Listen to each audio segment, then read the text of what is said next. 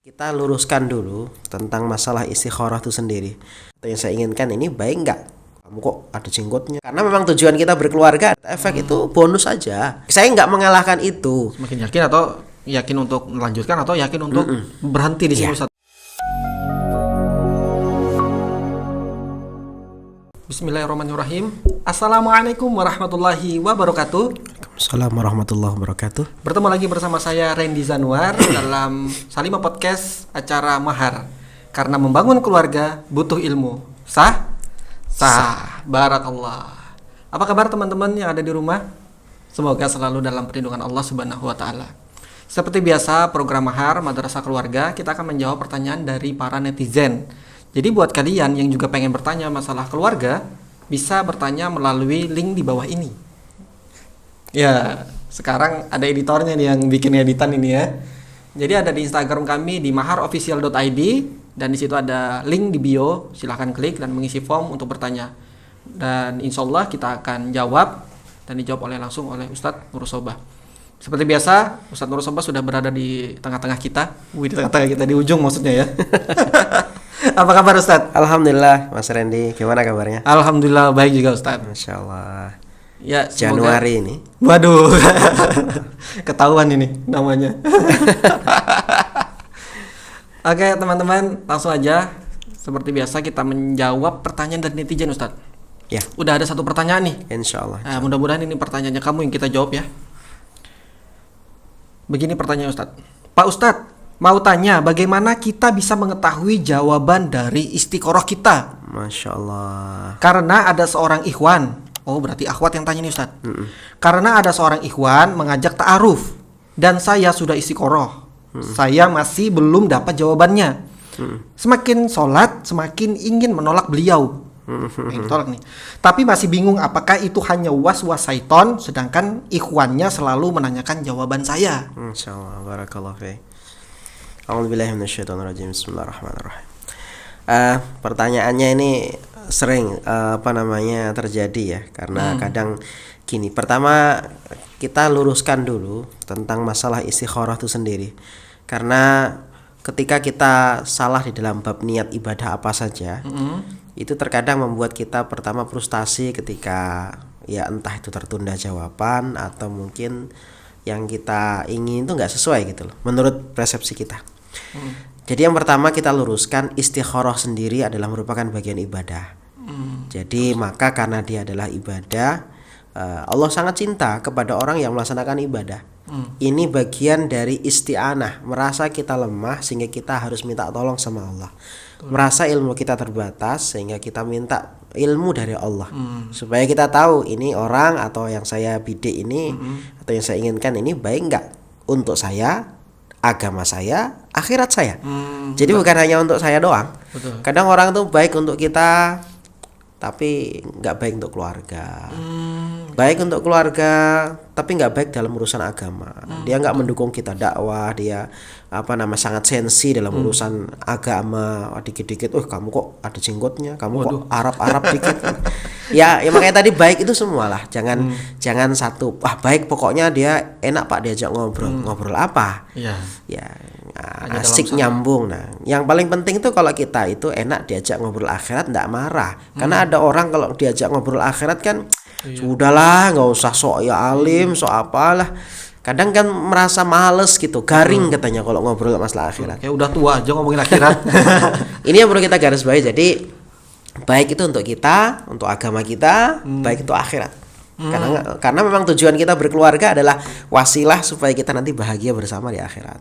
Oh betul. Itu pertama itu. Jadi pertama ini adalah ibadah dan kita melaksanakan bentuk ibadah yang Allah suka karena kita minta tolong sama Allah. Ya, kita sudah melakukan minta tolong aja Allah sudah suka sama kita. Nah, yang terpenting digaris bawahi pertama niat kita. Oh, niatnya dulu ini ya karena gini, orang kalau melaksanakan sebuah ibadah itu transaksi amalnya salah. Ya. Kadang kita gampang kecewa.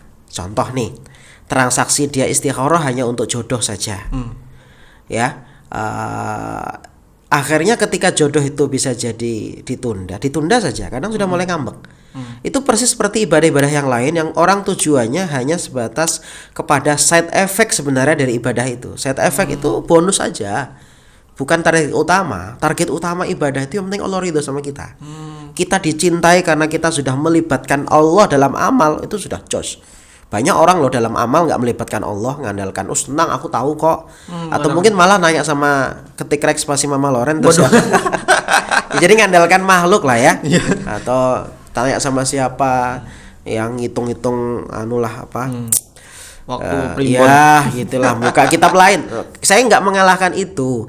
Kenapa? Karena lakum dinukum waliyadin. Kalau itu yang mereka yakini. Masalahnya kan ini pertanyaan orang muslim. Betul. Kita adalah sama mukmin. Ini mohon maaf ya, ini bukan syarat atau apa. Tapi ini kewajiban kita sebagai sama mukmin. Mengingatkan. Ya, mukmin itu kalau sudah memilih Allah, nggak mungkin kita yang melibatkan makhluk kan dalam maksudnya minta tolongnya sama makhluk. Betul. Kemudian Allah yang kita yakini tidak kita libatkan gitu. Nah, ini maksud saya. Jadi amal apa saja ternyata. Kalau transaksi salah kadang sering ngambek. Orang contoh duha, niatnya hanya pengen lunas utang. Allah takdirkan contoh nih. Allah takdirkan utangnya setahun lagi. Bayangkan, dia sudah ngambek di umur 2 bulan dia sholat duha. Wah, saya sudah 2 bulan nih duha kok tetap aja utang saya tetap ada contoh. Akhirnya ini transaksi itu kalau salah niat nggak akan istiqomah. Gitu. Makanya sama dengan istikharah. Lebih mudah kecewa Ustaz ya. Lebih mudah kecewa. Karena kita udah tahu golnya gitu kan. Golnya Orang mau infak, tujuannya pengen contoh dia pengen dapat pajero. Dia mau terbit dikasih infakkan. akhirnya Ya niatnya karena pajero, nggak dapat pajero, apa yang terjadi? ngambek. Nah, bisa jadi malah yang paling fatal nyalain ayat, nyalain dalil, nyalain Allah. Katanya Allah berjanji nih. Iya. Allah melipat gandakan 700 kali lipat contoh gitu. Nah, ini dalam sebuah ibadah perlu kita luruskan. Transaksinya itu yang penting ridhonya Allah. Kayak waktu pertanyaan apa itu masalah bolehkah doa menyebut nama itu, yang terpenting itu bukan diijabah dan tidaknya, yang penting kita jangan berhenti berdoa. Gitu loh. Sama istikharah itu satu bentuk ibadah, kita minta tolong sama Allah. Maka seperti doanya Nabi Yakub ya. Ketika Nabi Zakaria. Walam akun bidu'ai rabbi sakiya. Aku tidak pernah kecewa ya Allah apapun keputusanmu. Ketika beliau minta keturunan kepada Allah Subhanahu wa taala, apapun keputusanmu ya Allah, yang penting artinya beliau mencontohkan yang penting minta saja, yang penting ikhtiar saja. Ya. Baik, itu poin pertama di awal. Istikharah lakukan aja supaya Allah ridho kepada kita. Meluruskan niat dalam ibadah tadi Ustaz ya. Yang penting Allah ridho sama kita. Kemudian yang kedua, karena istikharah itu kita melibatkan Allah. Banyak yang salah terjadi gimana? Kita dalam istikharah itu hati kita masih gandoli. Gandoli itu gini, kalau bisa yang dia ya Allah. Wah, sudah ada kecenderungan Ustaz ya. Ya kecenderungan tuh boleh. Cuman kita seakan sudah mendikte, ya Allah kalau bisa keputusannya yang itu aja. Akhirnya nafsu kita masih gitu kalau kita. Loh katanya minta petunjuk dari Allah. Udah nol ini. Ya Allah apapun keputusanmu. Memang ini perkara berat. Ya, makanya kadang kalau istikharah tuh kadang pikiran saya tetap itu Ustaz. Lah gimana sebelum sholat kita Sudah ada gandoli duluan. Ya Allah nggak boleh yang lain, kalau bisa yang itu aja. Untuk apa istikharah kalau begitu? Iya kan? Ya betul. Kita melibatkan Allah, ya Allah ini saya nggak ngerti ya Allah. Betul-betul saya minta tolong kepadamu. Inni astaghfiruka bi ilmika wa astaqdiruka bi qudratika wa as'aluka min fadlikal alim. Ya, jadi engkau yang maha mentakdirkan, engkau yang maha tahu ilmunya. Jadi itu. Jadi yang kedua adalah ini harus kita kosongkan. Jangan sampai kalau bisa ada kalimat kalau bisa yang dia. Ini kalau bisa yang dia ya. Berarti kita sudah matok duluan tadi itu ya. Itu istikharah. Nah, sekarang jawabannya ya. Ya. Oke. Ada 2 poin terkait masalah jawaban istikharah itu. Yang pertama adalah yassarallah, Allah memberikan kemudahan asbabah dari sebab-sebab yang membuat kita sampai kepada tujuan itu. Jadi sebab-sebabnya itu dimudahkan Allah Subhanahu wa taala. Sebabnya. Yang kedua adalah sarhus sudur. Kelapangan hati, kelapangan jiwa kita. Jadi ini enggak berat gitu. Tenang, damai gitu ya. 2 itu yang paling sering. Jadi pertama Allah masih kemudahan kepada kita. Ini sebagaimana yang pernah disebutkan oleh Syekhul Islam Ibnu Taimiyah. Beliau mengatakan fa idza istakharallah, ketika orang itu sudah melibatkan Allah di dalam istikharahnya, yang pertama masaralahu fi sadrihi, Allah memberikan kepadanya kelapangan di dalam dadanya. Yang kedua adalah wa tayassarahu lahu minal umur huwahtar lahu. Jadi dia diberikan kemudahan dari urusan-urusan yang dia telah pilih. Jadi dua itu Mas. Lapang hati, Urusannya kemudahan dimudahkan. urusan itu. Kemudian begini. Kadang yang banyak berasumsi, Ustadz, apa jawabannya nggak lewat mimpi? Gitu. Ya, Sering dengar ya? kadang-kadang mimpi kan yang kita tunggu nih supaya betul-betul jelas gitu loh Ustaz. Iya. Wah, ini jawaban ini pasti nih. Pertama kita harus pahami dulu mimpi itu tidak selalu sebuah jawaban ya. Kenapa demikian? Karena ya jadi mimpi di dalam Islam tuh ada tema tentang mimpi yang kadang memang hari ini belum ada yang menekuni. Kalau di Timur Tengah mungkin masih ada ya. Kalau di tempat kita ini belum ada yang menekuni takwil mimpi. Padahal banyak sekali dalam Islam itu beberapa kisah yang backgroundnya mimpi. Nabi Yusuf kisah mimpi. Banyak kan? Kemudian kisah apa lagi? Dalam syariat ya, tentang syariat adzan itu juga kan ada mimpi. Artinya sebenarnya mimpi itu juga porsi besar dalam Islam yang memang kalau salah dalam mentakwilkan, tafsirkan ya akhirnya malah salah nanti. Ini saya kaitkan dengan istikharah mimpi. Mimpi itu ada 3 jenis ya Mas Randy. 3 jenis mimpi. Iya. Yang pertama itu cuman hadisun nafas. Hadisun nafas itu kalau bahasa kita itu keinginan dalam diri yang belum terpenuhi sehingga dia jadi bunga tidur ya. Oh, ke bawah mimpi Ustaz. Itu. Mau beli ini tapi belum kesampaian nih. Iya, Jadinya di mimpi. lihat tadi ada bakso engklek, bakso tulang atau apa begitu ya. Bakso urat. Iga lah ya, biar ada sedikit. Kita sampai ngeces tapi kok mau mampir gimana atau gimana. Pokoknya nggak kesampaian ya. Ke bawah mimpi sampai ngeces padahal liurnya aja yang keluar. Nah, itu termasuk kategori hadisun nafas. Keingatan aja Ustaz ya. Iya, dan cirinya gampang mudah tidak spesifik detail ingatnya dan gampang lupa. Jadi kalau semakin lama semakin hari semakin detailnya akan lupa. Jadi detailnya itu akan lupa. Dan itu kebalikan dengan ru'yah shadiqah, mimpi yang benar. Yang ada mimpi yang benar seperti Nabi Yusuf alaihissalam itu inni ra'aitu ahada asyara kaukaban wasyamsa wal qamara ra'aituhum li sajidin. Melihat 11 bintang, bulan, matahari itu. Itu proses detail sampai kapan pun ya itu diingat gitu. Nah, jadi itu lawannya mimpi yang hanya bunga tidur. Dia detail, namanya diingat semuanya.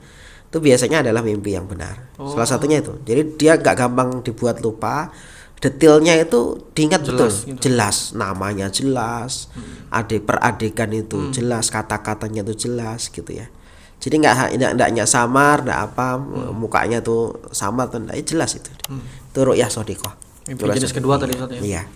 Dan yang ketiga adalah tahwif minasyaiton. Jadi dia memang didatangkan untuk menakut-nakuti manusia dan itu datangnya dari setan. Jadi tujuannya apa? Supaya pertama kita menggagalkan amal. Jadi kenapa kok jadi berangkat? Aku bermimpi bla bla bla bla bla bla. Ditakut-takuti supaya kita membenarkan itu. Apalagi dikaitkan dengan kalau di Saudi di Timur Tengah sana dulu ada namanya tiaroh. Tiaroh itu orang menyandarkan nasibnya atau aktivitasnya dengan burung. Jadi kalau ada burung begini apa kejadiannya? Kalau ada gagak nanti ada apa gitu ya? Tanda kematian atau apa? Kalau kita di Indonesia mungkin cicak jatuh. Apa gitu biasanya? Apa ya? Kupu-kupu ya? Kupu-kupu datang ada tamu. Gitu-gitu ya. Bisa apa lagi gitu kalau tempat kita itu? Waduh, ini ya. Nih, saya pernah ketemu tuh ada orang mau jualan pulang lagi. Kan saya tahu dia orang jualan di pasar gitu. Loh, kok pulang lagi? Nggak jadi Pak, tadi di jalan ketemu kucing kelahi katanya. Loh, waduh. Katanya kalau ketemu kucing kelahi itu jualannya pasti gagal. Waduh. Kayak mending pulang aja. Malah harusnya dilerai dulu saja. Itu tiaroh dalam Islam babnya. Itu termasuk syirik. Syirik. Nah, itu jadi ada mimpi yang memang setan menakut-nakuti kita supaya kita melakukan pengabdian dengan cara tunduk aktivitas kita ke bawah mimpi itu. Sehingga kita menggagalkan sebuah amal soleh padahal amal sudah jelas solehnya. Silaturahim kah atau ingin memberi hadiah sama orang, sehingga kita mengurungkan niat kita untuk beramal, termasuk bab nikah. Takut-takuti dan sebagainya. Was-was dari syaitan gitu. Was-was dari syaitan. Antum kalau mempelajari tentang masalah jin nasab, ada jin yang jadi jin itu salah satunya nanti orang saya dirawat ya kalau salah saya. Ada jin yang karena jatuh cinta. Ini yang dua jin yang jenisnya berat nih. Jin mahabbah. Ya. Yang jin mahabbah itu. Yang kemudian karena jin nasab itu. Kalau yang lainnya terkait masalah disihir orang, dikirimin orang, bukan nggak mudah ya. Maksudnya jauh lebih mudah dibanding dua jin tadi. Kalau orang bilang aku sudah jatuh cinta sama dia, kadang susah untuk keluar. Rela berkorban. Rela berkorban. Yang kedua itu jin asap. Nah, termasuk masalah itu dia menakut-nakuti orang supaya dia gagal terus pernikahannya. Jadi ditakut-takuti, dimimpiin apa, padahal orang itu orang soleh. Ya, makanya tidak selalu jawaban istikharah itu lewat mimpi. Itu yang saya maksud. Nggak selalu jawaban istikharah lewat mimpi. Karena bisa jadi ada takhwif minasyaiton, rasa takut yang dibisikkan setan. Apalagi kalau memang ada indikasi ada nasab yang ya kita nggak ngerti. Jin nasab itu karena memang turunan. Ya perintah dari sana untuk menjaga anak turunannya gitu kan. Termasuk salah satunya itu yang menghalangi kita dari jodoh. Karena apabila dia sudah suka, takut. Jadi protektif sekali dia. Jin nasab itu salah satunya protektif sekali. Protektif, termasuk protektif masalah jodoh. Ya, termasuk dimimpi-mimpiin jelek-jelek itu. Tujuannya tadi apa? Untuk ngabdi. Ngabdi itu nunduk sama dia, setia, atau akhirnya ujungnya apa? Menggagalkan amal. Tapi gini Ustadz, akhirnya kita kan jadi bingung nih. Ini yang kategori nomor 2 yang mimpi yang benar kah atau mimpi yang was-was dari syaiton?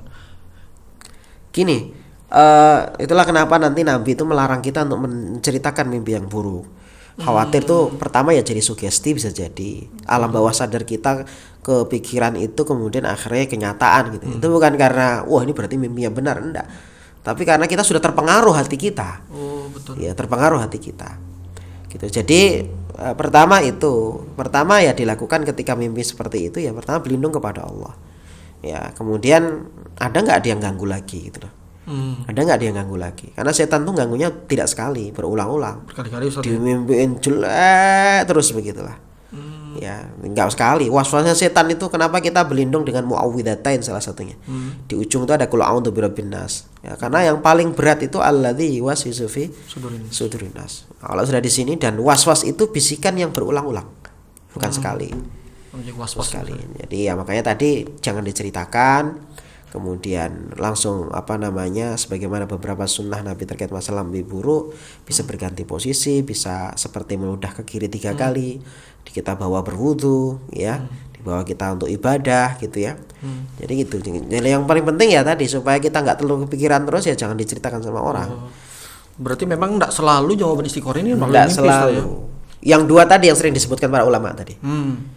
Lapang dada kita, kemudahan kemudahan si urusan untuk mendapatkannya. Mbak ini mengatakan bahwa sebenarnya dia sudah ada perasaan ingin menolak Ustadz.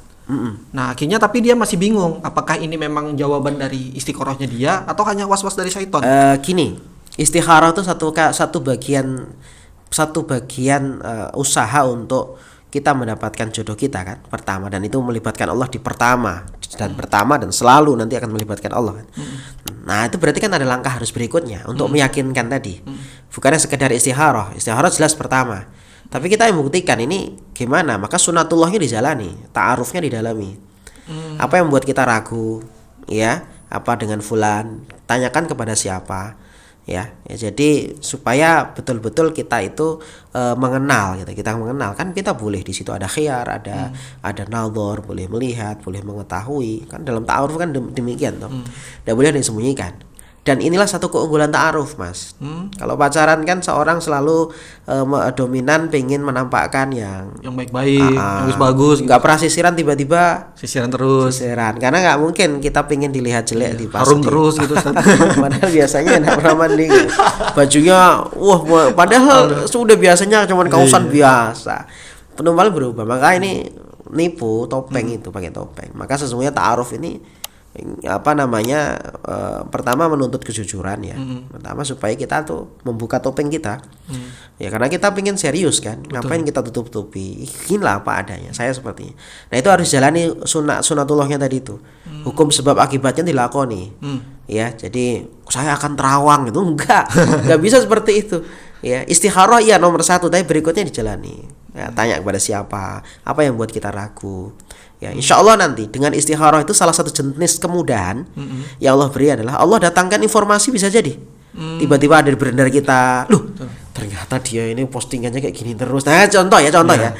Jadi itu siapa yang membuat itu terjadi? Padahal kita tiba-tiba nggak pernah ada connect sama dia. Iya, tiba-tiba ada yang bicarain dia di sebelah kita lagi makan bakso. Bener kah sih itu? Kita tabayun akhirnya ke siapa yang dekat. Beneran. aku tadi dengar ini begini-begini. Jadi informasi itu tiba-tiba Allah, baik bisa jadi jawaban lewat seperti itu. Informasi yang sangat kita butuhkan tiba-tiba datang. Padahal kita itu nggak tahu kondisinya saat makan bakso kah di warung kah, saat kita scroll sosmed dan sebagainya, macam-macam cara Allah. Nah, itu jadi salah satu bentuk kemudahannya gitu. Sehingga dari situlah nanti mulai semakin yakin, semakin lapang dada kita. Semakin yakin atau yakin untuk melanjutkan atau yakin untuk berhenti di sini Ustaz ya. Inilah kenapa dalam urusan ibadah itu perlu adanya penasehat. Ya, jadi penasehatnya jangan diri kita sendiri.